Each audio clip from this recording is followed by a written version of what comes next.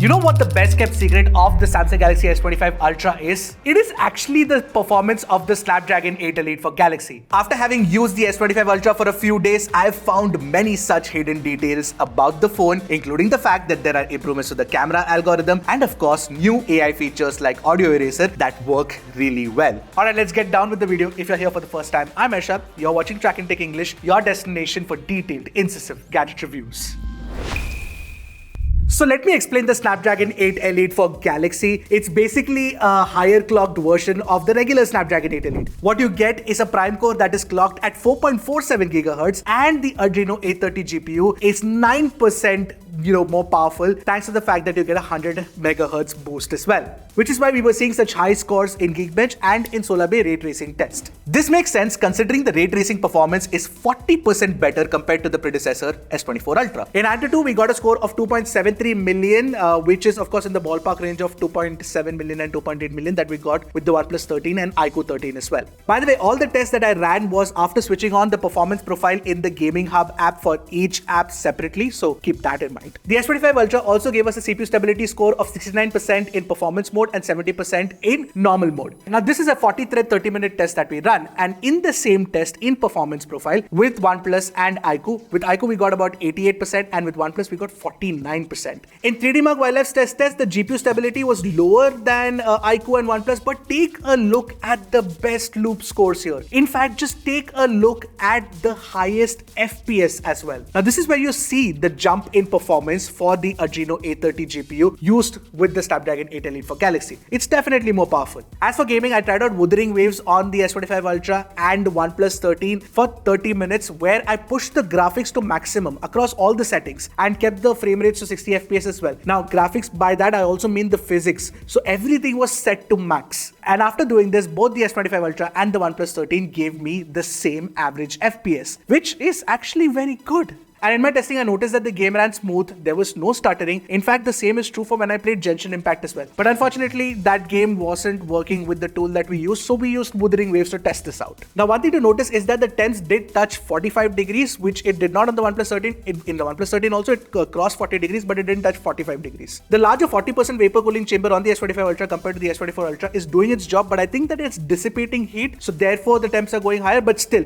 I feel like Samsung can tune that slightly better with a few more updates, and I think that the company should be able to do it. All things considered, this is easily the best performing Samsung phone that we've tested till date. Now, one thing I haven't managed to check is for all the powerful performance that you get with the Snapdragon 8 Elite, do you also get a similar power efficiency? Primarily because I haven't had time to test out the battery life in detail. Now, Samsung claims 31 hours of video playback and better battery life, but you know what? Wait for my verdict. Because right now I've only been battering it with benchmarks and gaming. But anyway, this is a 5000 mAh unit that is used inside the S25 Ultra. Now, of course, you also get the same 45 watt charging speed on the S25 Ultra, so you can charge from 1 to 100% in about 1 hour 18 minutes, which is fine, primarily because the iPhone 16 Pro Max takes over 2 hours for a full charge. Now what I'd say is that don't be slow like Apple, be really fast and go and hit that subscribe button and give us your support. Also, interestingly, while there is wireless charging support, you also do have Qi 2 support baked into the phone itself. Now Qi 2 wireless charging is the latest standard, but the only problem is that the magnets required to actually enable Qi 2 charging are not present. For that, you will have to buy a case separately. So the only upgrade to the cameras on the Galaxy S25 Ultra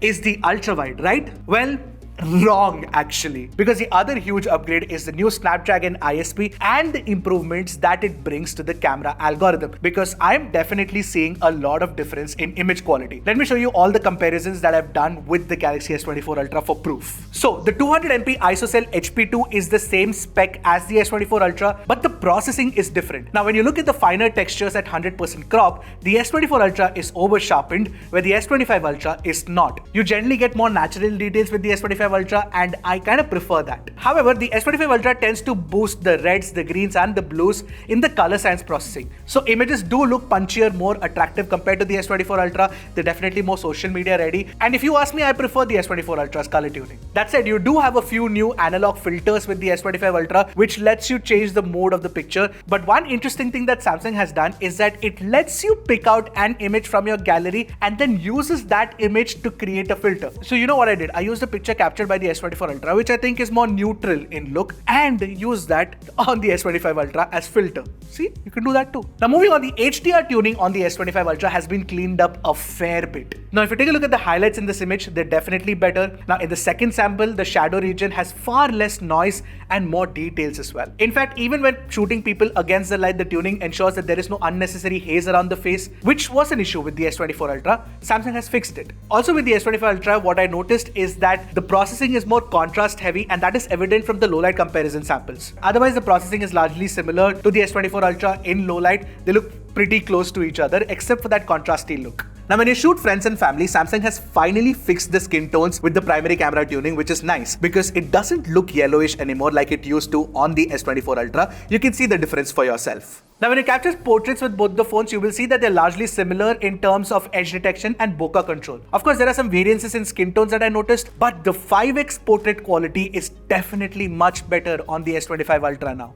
And Samsung has improved the low light processing in portraits as well. The added contrast really helps lift the image and makes it look attractive. Especially when you look at the 5x in low light, it cuts out the haze a lot, which makes the S24 Ultra's 5x shot look a little odd, but the S25 Ultra definitely looks better. The upgraded ultrawide has also got upgraded processing. It doesn't over sharpen as much as the 12MP one on the S24 Ultra does. I would like to attribute this improvement to the Pro Visual engine that I feel like it's doing its job well. In HDR, there is far less noise in the darker shadow regions around the corner. The wider aperture also helps in slightly improving the details in low light. It's kind of a tangible improvement in ultrawide performance, but not like a massive one. But most importantly, the macro quality with the ultrawide with the focus enhancer mode has improved compared to the S24 Ultra. Now the selfie pictures are largely the same quality on both in terms of detail retrieval and HDR tuning, but the S24 Ultra gets the skin tones right here compared to the S25 Ultra. Where the S25 Ultra has upgraded the selfie tuning is in low light. Just take a look at the 100% crop of my hair. You'll see far less green chromatic aberration and much cleaner low light processing on the S25 Ultra. So overall, if you look at it with the daylight and low light selfies, I would actually go with the S25 Ultra because the low light selfie is better. Now time to talk about the zoom quality, and I'm glad that Samsung is back. So what we notice is that the S25 Ultra zoom performance is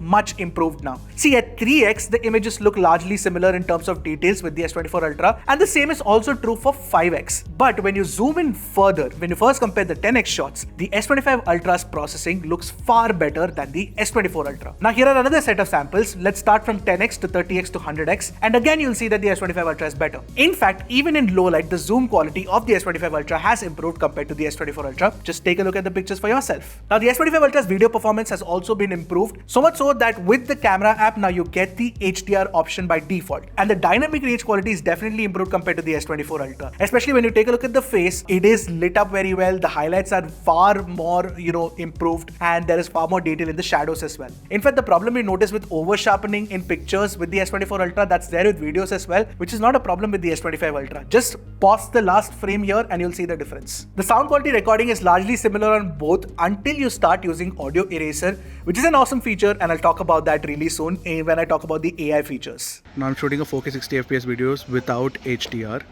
on, the toggle on basically. Pan around slightly. This is what the quality looks like. Of course, ultra wide angle video quality, selfie video quality, telephoto video performance are also much better. Take a look at it for yourself and let me know what you guys think. Ultra wide with HDR on. This is the selfie video shot using the S25 Ultra and the S24 Ultra.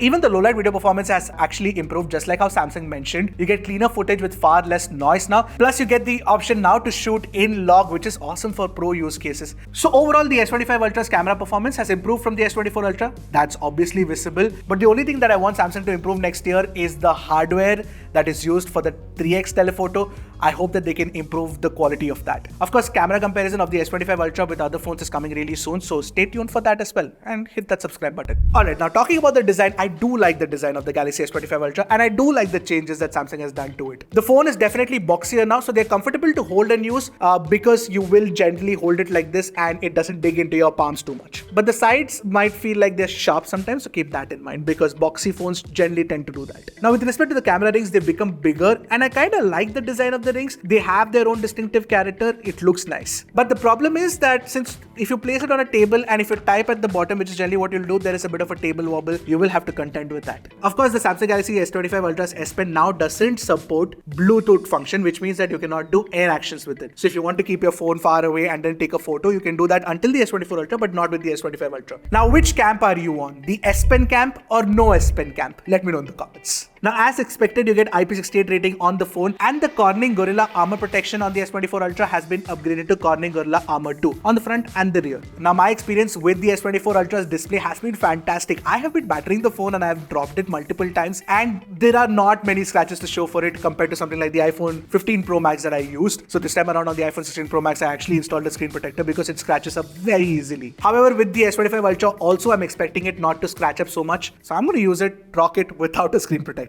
Now, there is also one conversation happening online that the S25 Ultra's display looks brighter than the S24 Ultra's display. Outdoors, definitely slightly there is an improvement that we noticed. That could be because of the better anti-reflective coating, and also could be because the HBM brightness has gone up. So when you take it outdoors and view it directly under sunlight, it does look slightly brighter than the S24 Ultra, but not too much of a difference. And the peak brightness when you look at it when you're watching HDR content is the same 2600 nits, and you get HDR support on YouTube and Netflix. Watching content on this device is a beauty. I love it. It looks absolutely incredible. Also, there's this new ProScaler technology which uses the Snapdragon 8 Elite processor to ensure that it can do resolution upscaling and make images and videos look crisp, especially when you're watching content on social media like Instagram. In fact, to improve the multimedia experience, Samsung has actually improved the speaker quality on the S25 Ultra. Now it's distinctively louder and sounds richer as well with Dolby Atmos. Take a listen to it for yourself against the S24 Ultra and let me know what you guys think.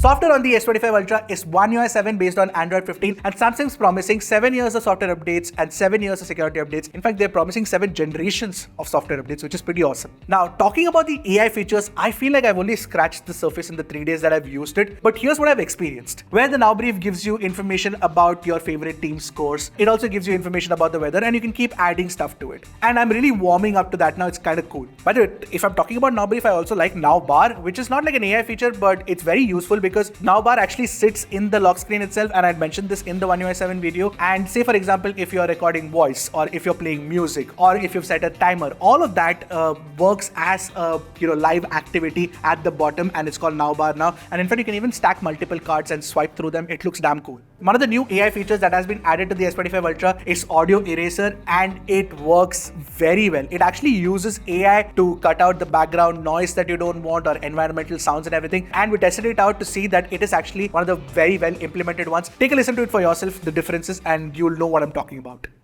We are outside today and we are testing the Samsung new audio eraser feature. We are outside today and we are testing the Samsung new audio eraser feature. It's also always nice to be able to control system commands with the voice. For example, if I want to switch off Bluetooth or Wi-Fi, I can just tell Gemini to do it and it'll do it. Yeah, earlier Bixby used to do that, now Gemini does it. Of course, you've got multimodal voice recognition, you've got natural language conversation that you can do with Gemini. For example, you can just say that, okay, find out all the matches of the Indian cricket team, find their schedule, put it to my calendar, all of that, it will do it in real time. Very well implemented. Now, of course, this is not going to be exclusive to the S25 Ultra. If you have Gemini running on your phone with Gemini Advanced, you will also get access to it. But what you get with the S25 Ultra is support for adding all of these to Samsung's first-party apps. For example, Notes, or even the calendar. In fact, it will prioritize Samsung's apps. With respect to multimodal AI and language support for local languages, you do get support for Hindi. Also, with Circle to Search, there are a few improvements. For example, one of the things you can do now is easily identify or automatically identify email IDs and phone numbers and sort of call them or save them, whatever you want to do. Of course, you'll be able to do this with other Android phones as well. Of course, the AI features are awesome, but what I like about One UI 7 as a whole is that it feels like a cohesive package now, and it just looks very, very good. For example, the fact that with the app drawer, you have the search at the bottom now, the Now bar looks very, very good, and you've also got the new Gemini animation that sort of syncs very well with the whole rounded aesthetics of One UI 7. Very well done.